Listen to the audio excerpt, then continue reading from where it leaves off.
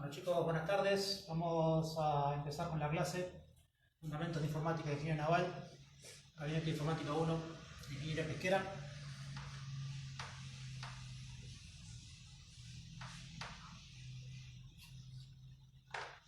La clase pasada habíamos estado viendo lo que es el sistema de archivos de un sistema operativo. Vamos a completar la clase que había quedado cortada por falta de tiempo. Recordemos primero el concepto de archivo. Un archivo habíamos dicho que era un conjunto de bytes, que vamos a llamar contenido,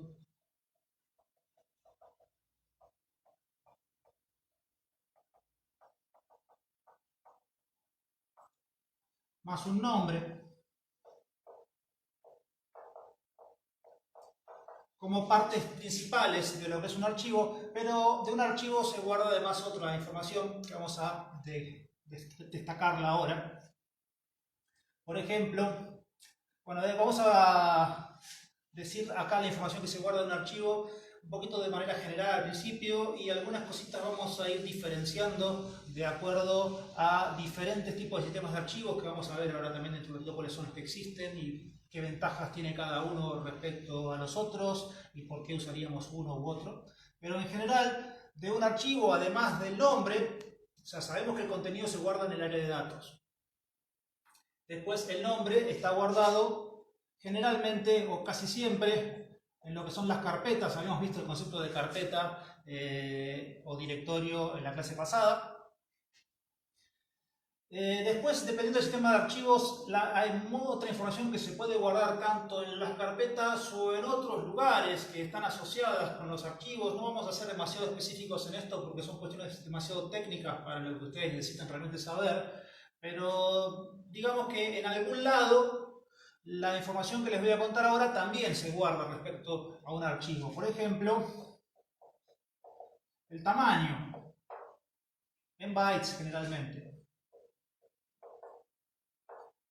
El tamaño da una idea de poder saber qué tanto está ocupado y cómo se puede llegar hasta el final de un archivo en el área de datos. Es una información importante que está asociada también a otra información que también es importante, aunque ustedes por ahí no la ven tanto porque es más de un mecanismo de funcionamiento interno, un sistema de archivos, que es la ubicación.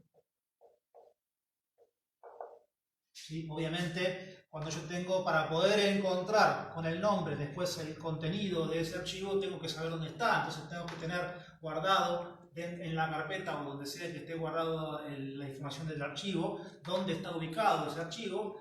Y esta ubicación, bueno, depende del tipo de sistema de archivo, se puede guardar de diferentes maneras, así que bueno, no importa. Digamos que por lo menos, como mínimo, está guardado en la carpeta con los atributos del archivo donde empieza el archivo, con lo cual, un poquito también asociado con el tamaño, podemos hacernos una idea de dónde está, además de otra información que, como les digo, es demasiado técnica, no vamos a entrar en detalles demasiado específicos como para que ustedes puedan, bueno, no van a ser ingenieros de sistemas, así que dejémoslo ahí. Otro tipo de información, esto que les digo vale para todos los sistemas de archivos, tanto los que vamos a ver, salvo que les haga alguna aclaración específica que esté solamente cierto tipo de archivo. Todo lo que digo ahora es para todos. Hay otro tipo de datos que se guardan para los archivos que lo vamos a llamar en forma general atributos, que son como pequeñas banderitas, digámosle, con información que dice que para determinar ciertos comportamientos específicos de un archivo. Por ejemplo, para que tengan una idea, vamos a tener como un atributo, si un archivo es read-only, esto quiere decir que si al archivo se lo marca con este atributo específico, a este archivo no lo voy a poder modificar, o sea, solamente lo puedo leer, pero no puedo escribir en ese archivo, que es una característica bastante importante para algunos archivos que tenemos que cuidarnos nosotros de que no cambien. Muy relacionado con el atributo read-only está otro atributo que se denomina atributo de sistema.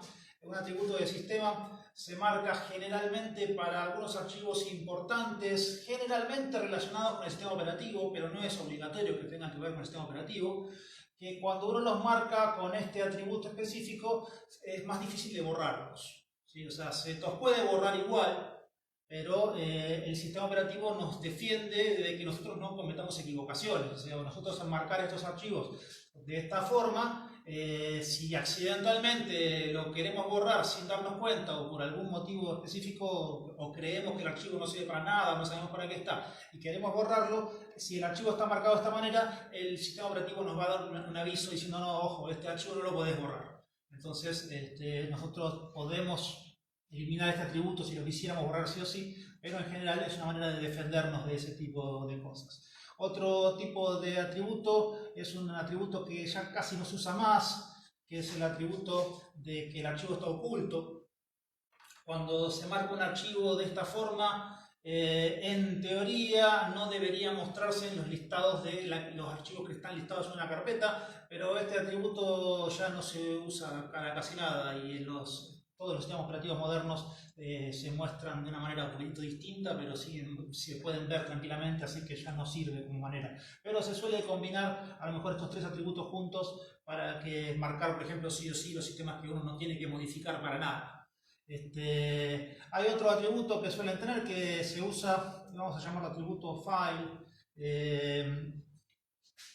Este atributo no tiene un nombre específico, pero es un pequeño flag que se marca en los archivos cuando uno, por ejemplo, tiene que hacer una copia de seguridad de los archivos. O sea, si uno tiene que hacer una copia de seguridad, como con, por ejemplo, un programa como el que viene, todos los sistemas operativos tienen herramientas básicas para hacer backup, que pueden ser cómodas, potentes o torpes. Ya vamos a sacar una clase específica sobre el tema de copias de seguridad o backups.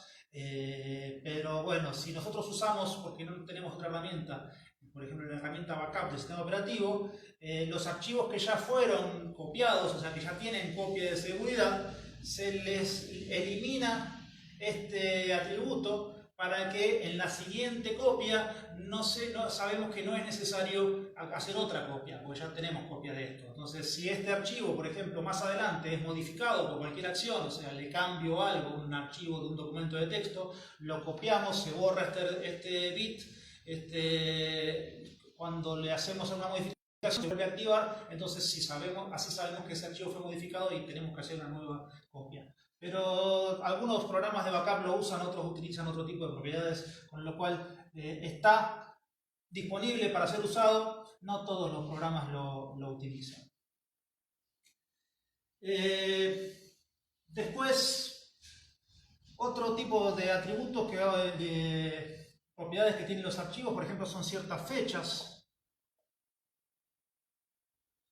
Vamos a distinguir básicamente tres fechas que son las que suelen tener algunos sistemas de archivo, otros no.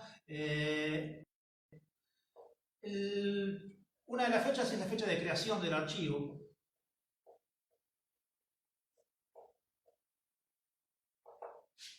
El archivo guarda en una fecha que después no se cambia cuando fue creado ese archivo. Esa fecha a veces en procesos de copia no se traslada de un archivo original a su copia, a veces sí, dependiendo de las herramientas que se utilicen para copiar. Pero bueno, sirve por lo menos para decir o cuándo fue creado originalmente o cuándo fue escrito por primera vez ese archivo en el medio de almacenamiento donde está guardado. También otra fecha muy importante es la fecha de la última modificación.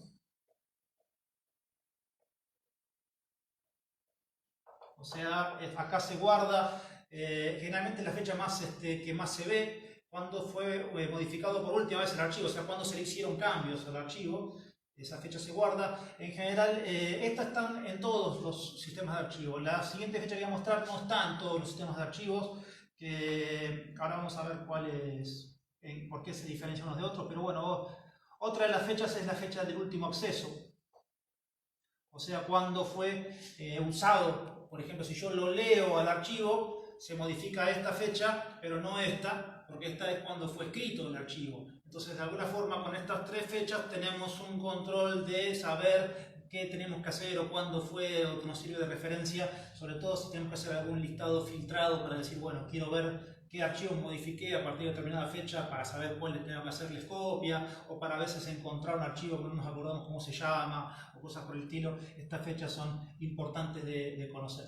Esta no está en todos los sistemas de archivo, estas dos sí. Y si ustedes ven muchas de los, o sea, si utilizan no el explorador de mundo, sino por ejemplo una interfase de consola para ver el contenido de un disco, y utilizan por ejemplo el comando dir, que es para ver el listado de un directorio, las carpetas solamente guardan la fecha de creación y no la última modificación. Y los archivos comunes no es fácil de ver la fecha de creación y solamente es fácil de ver la fecha de última modificación. Pero bueno, otro tipo de propiedades, acá ya vamos a ir a algunos atributos que no están en todos los sistemas de archivos, ya vamos a ver cuáles, pero generalmente los sistemas de archivos más modernos tienen como mínimo quién es el propietario del archivo, o sea, quién es el dueño, el usuario dueño de ese archivo. Sabemos que una computadora puede ser utilizada por varias personas a la vez, cada una de esas personas se conecta generalmente con un nombre de usuario, a veces una contraseña, es recomendable siempre usar una contraseña, ya vamos a hablar de eso, hablemos de seguridad del uso de las computadoras, pero generalmente cuando tenemos un usuario, ese usuario tiene una carpeta asignada donde guarda sus cosas, distinta de otras carpetas asignadas para distintos usuarios, pero no necesariamente significa que los archivos son del usuario solamente si están en esa carpeta, sino que a lo mejor otra persona puede tener acceso a ciertas carpetas porque el usuario le da permiso. Entonces, si yo copio un archivo, si no soy el propietario, hay algunas cosas que a lo mejor no puedo hacer. Bueno, eso depende también de otro contexto importante, que es el tema de los permisos. ¿Sí? Los permisos también se guardan en ciertos sistemas de archivos, donde los permisos básicamente se clasifican en tres tipos de permisos importantes. Hay otros permisos, pero los más importantes son que al archivo yo lo pueda leer, que al archivo yo lo pueda escribir, que también a veces está incluido el concepto de borrarlo como parte de la posibilidad de escribirlo, o que al archivo yo lo pueda ejecutar, o sea, si es un programa, yo tenga permiso para poder usarlo, ese programa o no. Más, de acuerdo al contexto, algunos otros sistemas de archivo dan otro tipo de permisos que son más complejos y avanzados, pero a veces no están guardados en el sistema de archivos, sino que están guardados en la forma de trabajar que tiene el sistema operativo en sí. Pero en general este tipo de conjuntos de permisos a veces están también repartidos en tres grupos de permisos, donde tenemos los permisos para el propietario del archivo, para un grupo de gente más amplia, entre las cuales está incluido el propietario. Por ejemplo, si yo soy administrador de la computadora y además hay otra persona que también es administrador de la computadora, administrador ya vamos a ver qué quiere decir, pero es el que puede hacer determinados cambios que otros usuarios normales no podrían. Y entonces yo quiero que algunos archivos tengan ciertos permisos para todos los administradores o para todos los... Puedo ser un grupo de trabajo que sean los compañeros de trabajo práctico que puedan leer o trabajar sobre cierto archivo específico. No importa, no es algo muy usado, así que no tiene sentido explicarlo demasiado. Y en general para todos los demás. O sea, un permiso general. O sea, es muy común, por ejemplo, si el propietario es el dueño del archivo, que al archivo a veces lo pueda solamente leer el propietario, los demás a lo mejor ni siquiera lo pueden ver, o que lo puedan leer los demás, pero el único que lo puede modificar es el propietario. Hay todas las combinaciones posibles que se pueden hacer porque se dividen en varios grupos los permisos. Todo esto, recuerden, está en determinados sistemas de archivos y no en todos. Y obviamente para poder asignar estas cosas yo necesito de alguna manera saber quién es el propietario del archivo. El propietario de un archivo además es posible de cambiarlo, o sea, eso solamente obviamente lo puede cambiar el propietario o algún usuario que tenga permisos administrativos, o sea, que tenga todos los permisos de uso de la computadora. No son tan fáciles, algunos tampoco ni siquiera se pueden cambiar, pero en general los de los propietarios usuales, a veces conviene, si yo hago una copia, el propietario le cede la propiedad a otro usuario. Entonces, en este caso, el nuevo propietario está guardado y el propietario original se pierde, o sea, no queda guardado para ver de quién era antes, sino que a partir de que el propietario ya es cambiado para otro archivo, el propietario del archivo pasa a ser el nuevo y nada más que el nuevo. Le quedó de la clase pasada esto en cuanto a los permisos. Ahora vamos a ver un poquito más cuando veamos los distintos tipos de archivos. Quedó de la clase pasada un tema que es importante que le presten atención. Cuando vimos la parte de los nombres de los archivos, vimos los ciertos nombres posibles y además vimos que el nombre también tenía como parte del nombre algo que llamábamos extensión. Que recuerden que en los primeros archivos que tenían 8 datos, 8 caracteres como máximo para el nombre y 3 para la extensión, y después a partir de Windows 95 o de otros sistemas operativos, este nombre completo tenía una longitud máxima de 256 caracteres, entre los cuales se permitía el punto, y que la extensión pasaba a ser la parte del nombre desde el último punto hasta lo que viene después. Y esta extensión estaba asociada al tipo de archivo, donde esta asociación la hace el explorador de archivos.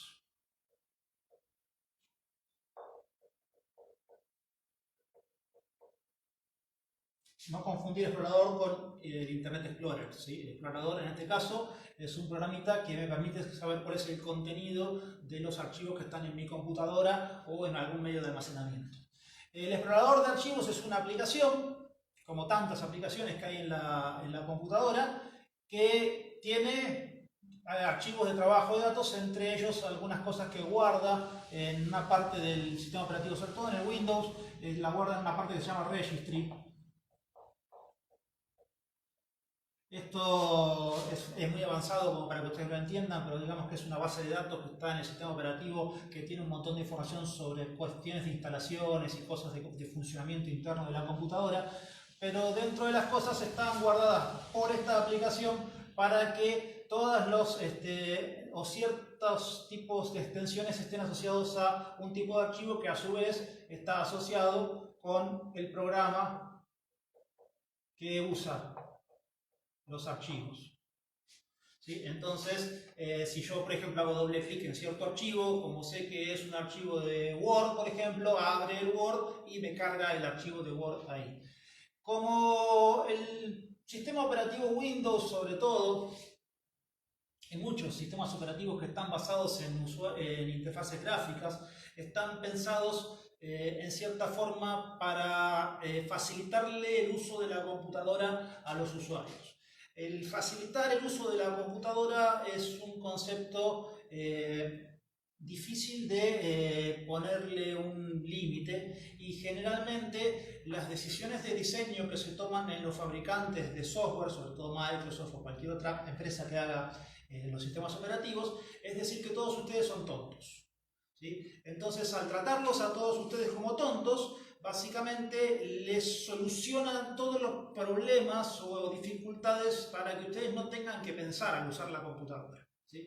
Entonces, generalmente las consecuencias de esas cosas a veces son buenas, porque a veces se nos facilita realmente el uso de la computadora, pero a veces hace que ciertas cosas que tenemos que poder hacer para poder resolver ciertos problemas no las podemos hacer si no hacemos algunas cosas más difíciles, ¿sí? Porque están ocultas esas maneras difíciles de poder hacer ciertas cosas complicadas que potencialmente podrían hacer que nosotros hagamos cagadas con la computadora. O sea, básicamente por eso es que se toman esas decisiones de diseño. O sea, vamos a proteger a los pobres usuarios que son tontos para usar sus computadoras para que no las rompan, ¿sí? De una manera, digamos, vulgar de decirlo. Dentro de esas decisiones supuestamente hechas para que nosotros no hagamos cagadas con nuestras propias computadoras, está la de ocultar las extensiones para los tipos de archivos que ya se sabe que son. O sea, si nosotros hacemos un listado de el contenido de una carpeta, vamos a ver que solamente vemos el nombre sin mostrarse la extensión. Generalmente cuando vemos el nombre de un archivo en un listado, además del nombre, suele estar asociado cierto dibujito que se llama icono, donde ese dibujito más o menos nos da una idea a golpe de vista de qué tipo de archivo se trata. O sea, por ejemplo, si yo tengo un documento de texto, posiblemente tenga un cuadradito con 3 líneas, como para que nosotros nos demos cuenta que se trata de un documento de texto. Si es una carpeta, va a tener una forma de este tipo, como para que digamos, rápidamente nos damos cuenta que se trata de una carpeta. Y así distintos tipos de cosas que nosotros a golpe de vista podemos identificar si se trata de un archivo de AutoCAD, un archivo de texto, etc.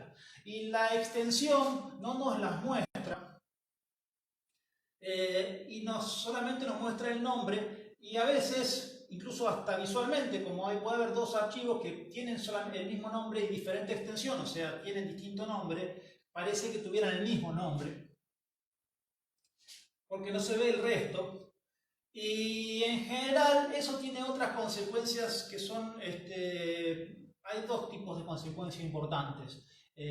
Una es cierta que es muy difícil cambiar la extensión a un archivo porque no la podemos ver y por lo tanto no la podemos modificar. En algunos casos esto es importante de poder hacer. Ya vamos a ver más adelante en otras cuestiones, cuando veamos algunas cuestiones de seguridad o de otras cuando veamos la parte de redes y correo electrónico, vamos a ver que esto sí, a veces es importante de poder hacer. Y además, muchos programas mal habidos, conocidos como malware o virus, de una manera más general, en cuanto a la forma en la cual hablamos cotidianamente. O sea, un virus es solamente un tipo de malware. En general, cuando hablamos de los archivos que nos hacen daño o programitas que nos hacen daño en la computadora, en general se lo llamamos de una manera más genérica malware. Vamos a tener una clase respecto a esto más adelante, así que nos vamos a dejar por acá. Pero es muy común que se aprovechen de esta ceguera que nos hace el Windows para protegernos a nosotros, para meternos otro tipo de archivos en el medio donde nosotros creemos que se trata de un archivo de un tipo y en realidad se trata de un archivo de otro, ¿sí? Este tipo de dibujito y otro tipo de cosas son fáciles de camuflar por medio de archivos que tienen malas intenciones. Entonces es conveniente, para evitar este problema, configurar la computadora para que las extensiones de los archivos estén siempre visibles. O sea, por defecto vienen incluso hasta en las últimas versiones de Windows. Esto empezó desde la época de Windows 95 en adelante hasta hoy. Windows 10, año 2020, o sea, 25 años después de Windows 95, siguen habiendo tomado estas decisiones para protegernos a nosotros, donde seguimos sin poder ver las extensiones, salvo que nosotros le digamos que las queremos ver. Entonces yo en el apuntecito que les di por WhatsApp tienen algunas instrucciones para que ustedes puedan ver cómo llegar hasta la parte de dónde hay que tocar para poder modificar y poder ver las extensiones. Es algo que les recomiendo que lo hagan en todas las computadoras de ustedes para poder ver de qué tipo de archivo y tenerlo listo. O sea, si nosotros somos tan tontos de querer hacernos cagadas a nosotros mismos y modificar una extensión que no tenemos que modificarlo, lo cual significaría que un tipo de archivo pasaría a ser de otro tipo y en el peor de los casos significaría que el programa que lo va a usar va a ser otro, cuando el programa fue hecho para un programa que lo usaría otro que no tiene nada que ver. Lo peor que puede pasar es que el programa, al intentar abrir ese archivo, diga archivo está dañado o archivo que no corresponde a este programa y se cierre o no haga nada. Entonces no hay nada realmente peligroso que se pueda hacer por culpa de modificar accidentalmente una extensión o no verla. Entonces siempre es conveniente tener esto visible y entonces configurar eso para que se pueda ver. Eso vayan ahí en la parte del apunte que les dice exactamente paso por paso cómo hacer para llegar, con algunas modificaciones. Obviamente está hecho para Windows 7, pero es fácil de encontrar en los otros sistemas operativos para ver cómo se hace para cambiar eso. Bueno, vamos a ver entonces ahora los distintos tipos de sistemas de archivo que existen, qué características tienen y por qué convendría usar uno en cada caso. Y con esto vamos a cerrar la clase de hoy. Entonces, tipos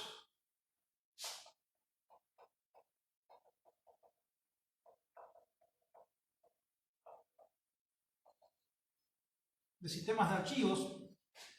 El sistema de archivos, recuerden que se selecciona en cada unidad en el momento de formatear la unidad de almacenamiento. O sea, cuando yo formateo la unidad de almacenamiento, dentro de las cosas que tengo que elegir para formatearlo, es decir, qué tipo de archivo voy a utilizar. Una vez que yo elegí el tipo de sistema de archivos, no lo puedo modificar después. O sea, si yo preparo una unidad de almacenamiento para determinado tipo de sistemas de archivos, eso ya queda fijo, y si yo tengo que cambiarlo por algún motivo, tengo que volver a formatear esa unidad para cambiar la manera en la cual se administra la información dentro de esa unidad de almacenamiento.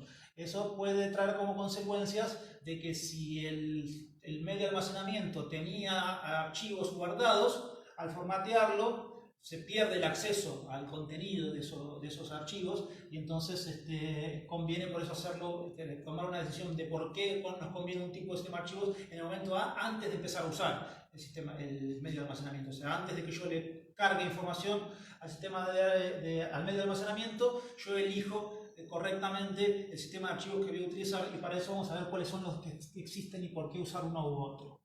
Al comienzo del uso de la PC, el primer sistema de archivos que se utilizó era uno que se llamaba FAT.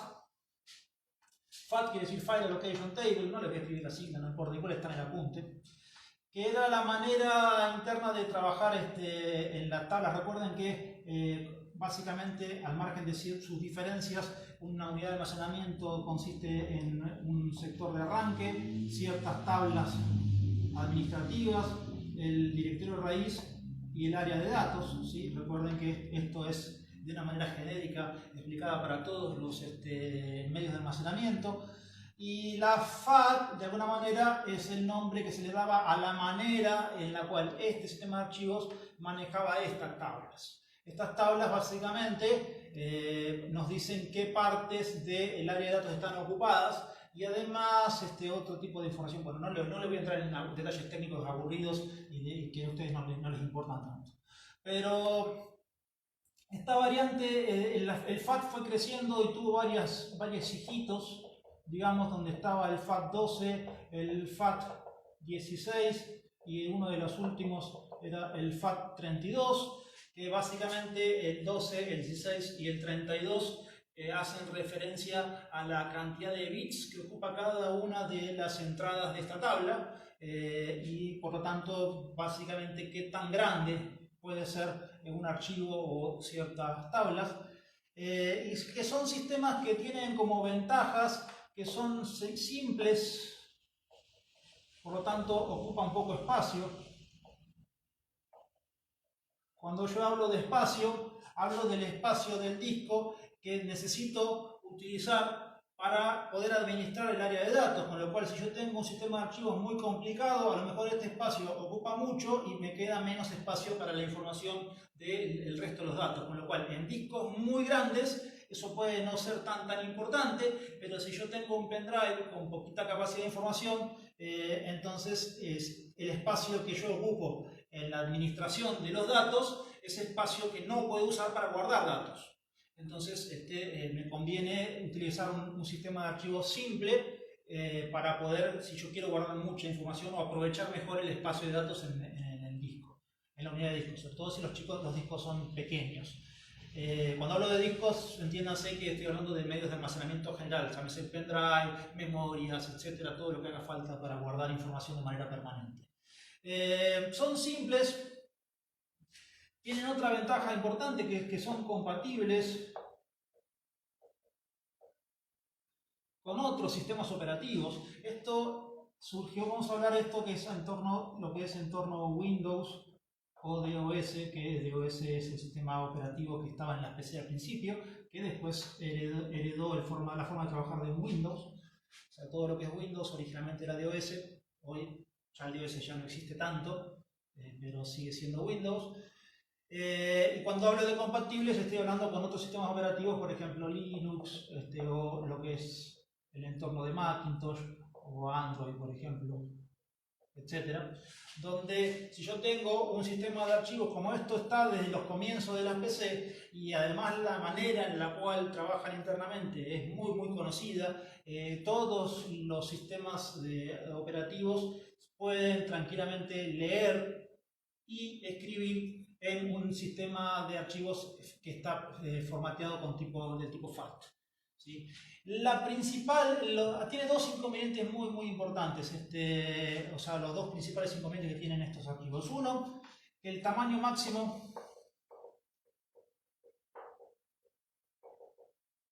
de los archivos es de 4 GB. El sistema de archivos es más grande, pero cada uno de los archivos individualmente puede tener como máximo 4 GB, que parece mucho, pero esto hoy en día es poco, sobre todo, por ejemplo, uno de los lugares donde se nota mucho, hay dos lugares ustedes que pueden notarlo. Uno, si tienen juegos para pasar desde la computadora a una consola de juegos, o películas que quieren pasar desde la computadora a un televisor y entonces quieren ver la película en un televisor. O sea, si yo tengo una película hoy en día, las películas que tienen mejor resolución de pantalla pueden tener tamaños de 20, 25 gigas. Una película con una resolución más o menos mediana puede andar en los 5 o 6 GB, o sea que ya estamos ahí nomás, pero sigue siendo más que 4. Entonces, si yo quiero ver una película en un televisor y la quiero pensar, bueno, voy a usar este pen para copiar la película de la computadora y la llevo al televisor para verla, no puedo usar FAT, porque tengo este tamaño como máximo, entonces el sistema de archivos no me sirve.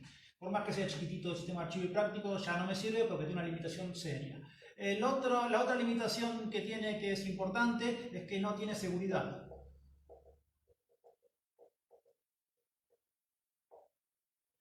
Al hablar de seguridad, quiere decir que los archivos que están guardados en un sistema de archivo FAT no tienen propietario y por lo tanto tampoco tienen todo el conjunto de permisos que hacen falta, que vimos recién, para poder decir cuándo puedo escribir o cuándo puedo leer un archivo que no es mío.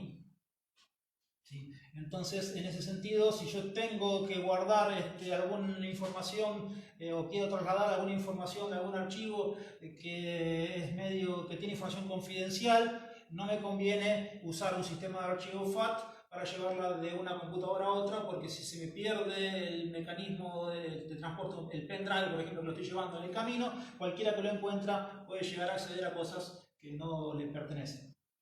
Obviamente eso, si alguien sabe, también se puede llegar a burlar, pero a veces no es tan fácil. Pero bueno, el sistema operativo, el sistema de archivos FAT no tiene eso previsto y no tiene seguridad. Y como otro defecto adicional que tiene, eso también es cuestión de que estamos hablando de que este sistema de archivos se diseñó en el año 79, ¿sí? Es que no es muy resistente a ciertos fallos de funcionamiento de la computadora. O sea, por ejemplo, si yo estoy escribiendo algo en el archivo y justo se me corta la luz o justo se me cuelga el Windows mientras estoy escribiendo en un archivo con FAT, puede suceder que todo el conjunto del sistema del medio de almacenamiento quede arruinado, porque se guarda información por acá que no está bien reflejada de este lado, o acá y no está bien reflejada por acá, con lo cual lo que dice acá no es lo mismo, no es lo correcto que hay acá. Entonces, básicamente significa que lo que yo quiero encontrar acá, puedo encontrar cosas que son incorrectas y perder todo lo que había ahí en el disco. Entonces, en cuanto a lo que es seguridad, si bien las chances de que pasen esas cosas son relativamente bajas, no son tan bajas como para que no tengamos en cuenta ese problema. Existe una última variante de lo que son los sistemas FAT, que es la última que salió, que es una que se llama exFAT, que es Extended FAT, que de alguna manera tiene estas mismas características que la FAT, es más nueva esta. No sé si es 100% compatible con todo, pero me parece que por lo menos no es tan difícil de conseguir, pero elimina esta principal limitación, o sea, tenemos capacidades de archivos más grandes. O sea, si yo quisiera utilizar un sistema de archivos donde lo único que me preocupa es poder trasladar archivos grandes de un lado a otro. El método exFAT quizás sea el sistema de archivos conveniente, porque no tengo esta limitación y dentro de todo mantengo el tamaño reducido en la parte de administración de lo que es el sistema de archivos. Si yo quiero formatear una computadora para utilizar con Windows,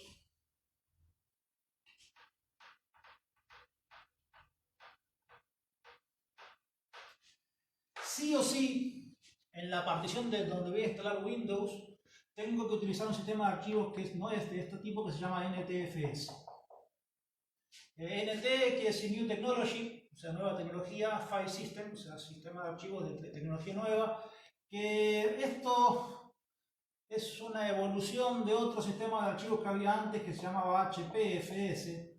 HP quiere decir High Performance, o sea, el sistema de archivos de performance rápida, que fue pensada para otro sistema de operativo que no llegó a trascender, que era el OS2. El OS2 es una especie parecida a lo como funcionaba Windows, que lo hacía la empresa IBM. Era un sistema muy bueno en cuanto a que no tenía casi ningún error. Realmente los programadores de IBM siempre fueron excelentes en cuanto a la calidad interna con la que sacaban el software a la venta, que también fue su perdición, porque para poder sacar un software bueno significaba que demoraban más en sacarlo porque lo revisaban para ver si funcionaba bien, con lo cual en su momento, cuando el Windows 95, el Windows en general, fue un esfuerzo conjunto entre lo que era Microsoft y lo que era IBM. Cuando se desarrolló el sistema operativo Windows, Microsoft e IBM trabajaban juntos y desarrollaron un montón de cosas. En algún momento algunas cositas no se pusieron muy de acuerdo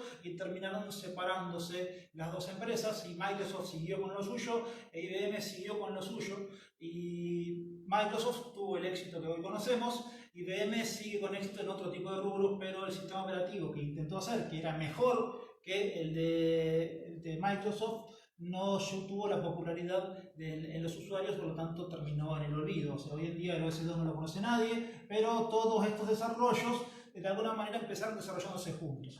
Pero bueno, igual el HPFS no se usa porque no tenemos OS2 en ningún lado, terminó desarrollándose el NTFS. El NTFS es un sistema de archivos que incorpora muchas cosas nuevas, entre ellos incorpora el concepto de seguridad como parte más importante. O sea, tenemos acá propietarios, permisos, etcétera, incorporados en cuanto a los tipos de archivos. Todos los tipos de archivos que yo les mencioné en unas pizarras anteriores están incluidos en lo que es el NTFS. Tiene más resistencia a fallos. O sea, en general, si bien obviamente un fallo a veces puede ser crítico, la forma en la cual trabaja para poder hacer modificaciones en los sistemas de archivos hace que se pueda mantener cierta consistencia todo el tiempo entre lo que es el área administrativa y el área de datos.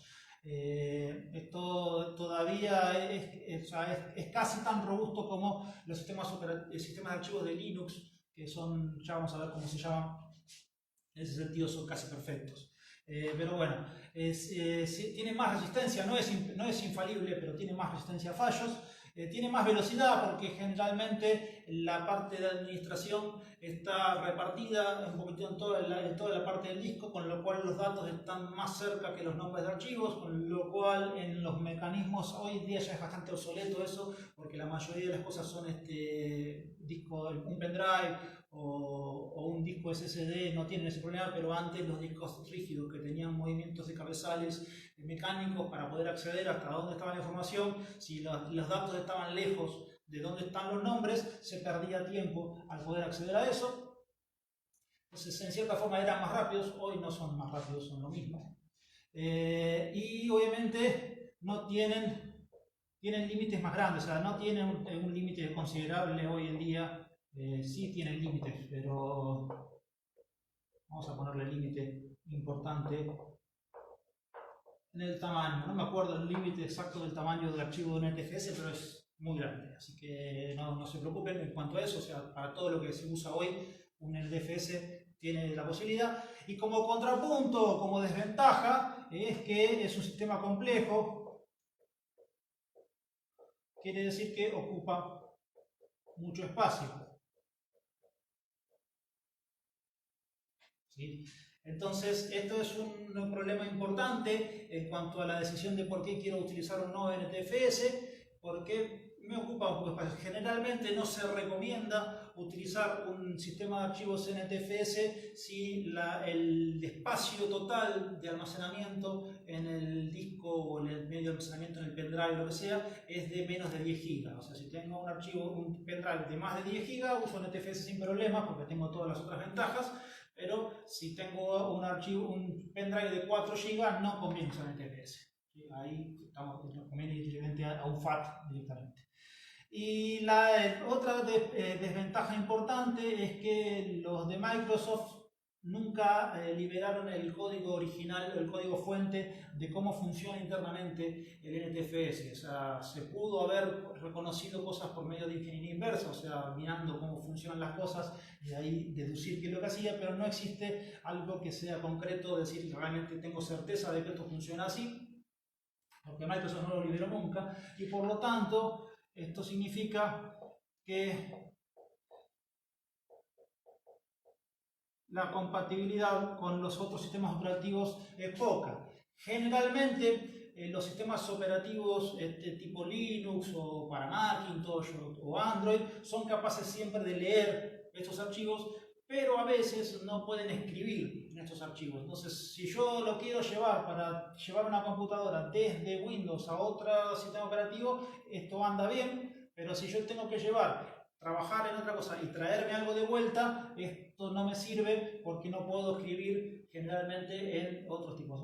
Esto acá tómenlo con pinzas porque obviamente siempre se puede encontrar a lo mejor un programa que más o menos tenga cierta compatibilidad y que de alguna manera pueda escribir en estos archivos. Pero por defecto en el sistema operativo no viene la capacidad incluida desde fábrica para poder escribir en este tipo de sistemas de archivos. Entonces, lo que sí, cuando yo tengo que formatear una computadora donde voy a instalar Windows para poder trabajarla, o sea, si necesito tener una computadora en la cual voy a poner Windows como sistema operativo, tengo que sí o sí usar NTFS. Ahí no tengo otra. O sea, tengo que usar NTFS para poder instalar Windows en una computadora. No, si yo tengo que usar medio de almacenamiento, el NTFS sirve porque lo puedo llevar, por ejemplo, una película, puedo pasarla desde la computadora al televisor, desde un juego puedo llevarlo a una consola de juegos, etcétera. Todo eso anda.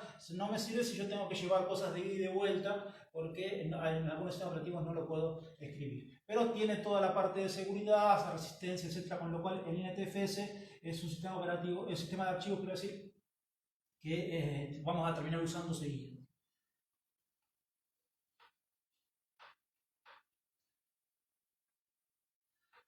El último, bueno, vamos a hablar como última parte de los otros sistemas de archivo para otros sistemas operativos, porque en lo que es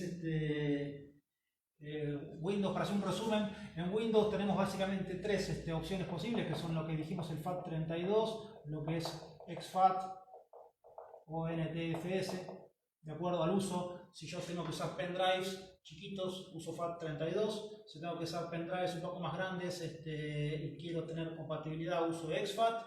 Y si quiero, tengo que instalar un sistema operativo Windows, uso NTFS, no tengo otras. Y en otros sistemas operativos, por ejemplo, en Macintosh existe lo que es el HFS. No conozco mucho las características de este sistema operativo, de este sistema de archivos específico, pero es bastante parecido en su funcionamiento al NTFS. Esto claramente es todo el mundo de Macintosh, no nos queda otra. Y si voy a trabajar con Linux o con cualquier operativo, por ejemplo Android, que son básicamente Android, es una variante de Linux, el sistema operativo que se utiliza hoy es uno que se llama X4, que tiene una manera de trabajar bastante distinta de todo lo que es estos sistemas de archivos de acá, y es un sistema de archivos que no voy a poder leer desde una computadora de Windows. O sea, un sistema de archivos del tipo X4 no la voy a poder leer así nomás. O sea, obviamente eso no significa que estoy atado de manos, porque generalmente existen programitas o drivers que me permiten después llegar a poder leerlo, pero por defecto no lo puedo leer. Pero el X4 es un sistema de archivos muy robusto en cuanto a la manera interna de guardar la información, de proteger la información en cuanto a fallos y en cuanto a la eficiencia y facilidad de uso que existe. Bueno, vamos a dejar esta clase acá. Sí, lo único importante obviamente es esto que está acá. Obviamente si son usuarios de iPhones o estas cosas van a estar en este tipo de sistema de archivos, y si usan Android tienen este sistema de archivos que está acá, pero esto es para ustedes, es transparente, o sea, no tienen opciones a la hora de formatearlo. Esto sí es una opción que cuando tienen que elegir en un sistema Windows van a tener que poder elegir entre estos tres sistemas de archivos en el momento de formatear el pendrive o el sistema de disco que vayamos a utilizar. Bueno, dijimos, cerramos acá, nos vemos entonces el miércoles que viene. Hasta luego.